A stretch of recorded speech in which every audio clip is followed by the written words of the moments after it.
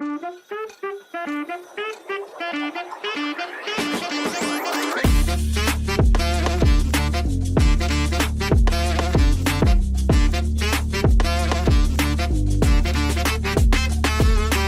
it is legitimately hot outside. The only place it is hotter is inside of my dealership.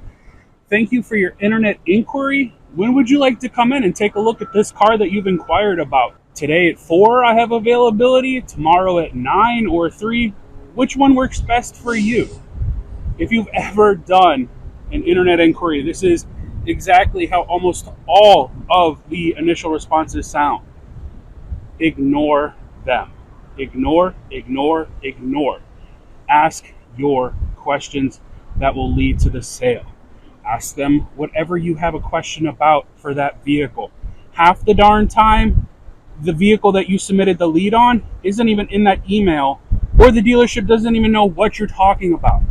It is one of the most frustrating things in the world. Would you rather go to the dentist or the car lot? But you don't have to go at it alone. Call me. I will walk you through it every single step of the way.